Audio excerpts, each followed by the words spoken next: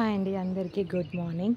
ఈరోజు గార్డెన్లో మందార పూలు ఇంకా శంకు పుష్పాలు ఇలాంటి హార్వెస్ట్ చేయడానికి వచ్చాను. చూడండి ఎంత బాగా వచ్చాయో గార్డెన్లో. ఇదిగోండి, ఇది చూడండి చక్కగా వచ్చాయి. చిన్న చెట్టు మాత్రం చిన్నది, ఫ్లవర్స్ మాత్రం బాగా వచ్చాయి.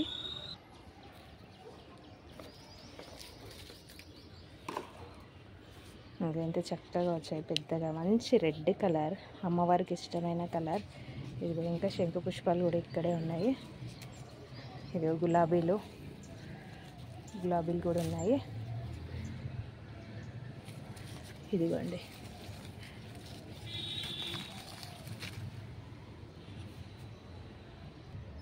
మందార పూలు అయితే ఇన్ని వచ్చాయి.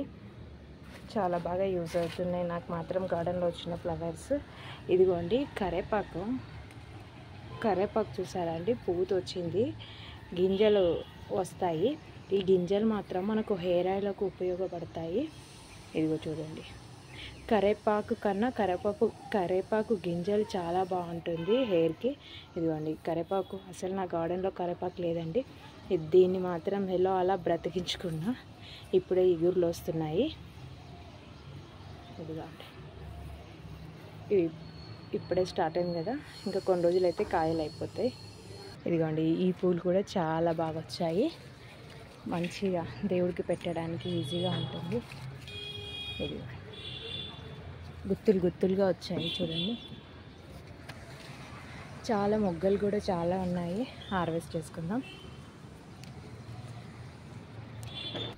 ఇంకా శంకు పుష్పాలు అండి, శంకు పుష్పాలు కూడా చాలా బాగా వస్తున్నాయి. రోజు నిత్య పూజలో ఉండడం చాలా మంచిది శంకు పుష్పాలు. ఇదిగోండి చిన్న చెట్లు, పెద్దగా ఏం కానివ్వనండి, నేను చిన్నగానే పెట్టుకుంటా. ఇంకా ఇక్కడ కూడా ఫ్లవర్స్ ఉన్నాయి. ఇదో రకం ఫ్లవర్స్, దీన్ని గన్నేరా అంటారు. ఏది ఏం గన్నేరునో పేరు నాకు అంత తెలియదు. ఇదిగోండి ఒకటే మొక్క ఉంది, కానీ చాలా బాగా పూలు వస్తాయి రోజు దీనికి కూడా.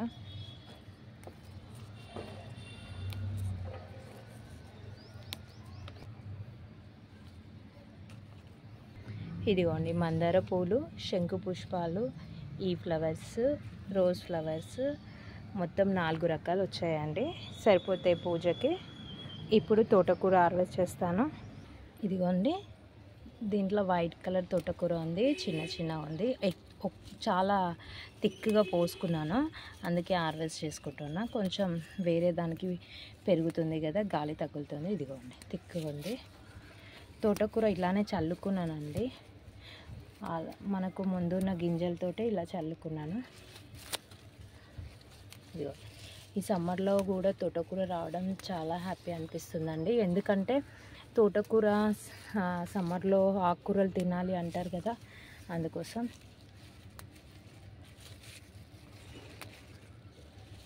చిన్నగా ఉంది, కొంచెం పెద్దగా ఉంది, కొంచెం గాలి తగులుతుంది కదా. దీంట్లో ఎంత వచ్చింది, ఇంకా ఇక్కడ కూడా ఉంది తోటకూర. చాలా రకాలు ఉంది, నాకైతే కొన్ని పేర్లు తెలియదండి. వేరే దగ్గర హార్వెస్ట్ చేస్తుంది. ఇక్కడ ఇది ఒక 5 డేస్కి ఒకసారి అలా హార్వెస్ట్ చేసుకుంటున్నా, ఆయన మంచిగా వస్తుంది.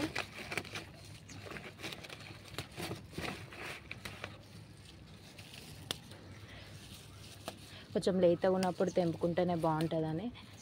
ఏం కర్రీస్ లేవు పిల్లలకి ఆకుకూర అంటే వీక్లీ 2 అన్న నేను తోటకూర చేస్తానండి. పిల్లలకి ఖచ్చితంగా తినాలని చెప్తా. ఇదిగోండి తోటకూర ఎంత వచ్చింది, గిన్నె నిండా వచ్చింది. ఇదిగో చూడండి, ఇంత తోటకూర సరిపోయేంత. ఇదిగో చూడండి, ఓకే మంచిగా వచ్చింది. ఇంతగానో 1 టైం సరిపోతుంది. తర్వాత ఇన్ని ఫ్లవర్స్. ఇంకా మీకు ఒకటి చూపించాలండి. ఇవాళ మార్నింగ్ మాత్రము పిడికలు కొట్టుకున్నాండి ఇలా టెర్రస్ పైన. ఎందుకంటే చలికాలం వర్షాకాలం మనకు ఎరువు కావాలి కదా, అందుకోసమని ఇలా కొట్టుకున్నానండి పిడికలు గోడ పైన. ఇంకొక విషయం ఏంటంటే మన గార్డెన్లో పెయిన్ వాడుతుంది. ఇలా పెయిన్ వచ్చినప్పుడు కూడా బూడిది కావాలి.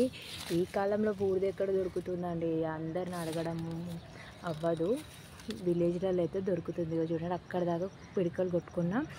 అందుకని ఇవి కొంచెం కాల్చుకుంటే పిడికల నుంచి మనకు బూడిద వస్తుంది కదా, అందుకోసమని నేను ఇలా పిడికలు చేసుకున్నా అండి.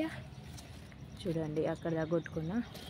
ఏదో మన చెట్ల మీద ప్రేమ ఉంటే ఏదైనా ఇలా చిన్న చిన్నవి చేసుకోవచ్చండి. మన చేతితోటే ఇలా ఎరువు తయారు చేసుకోవచ్చు. మా ఏరియాలో దొరుకుతుంది.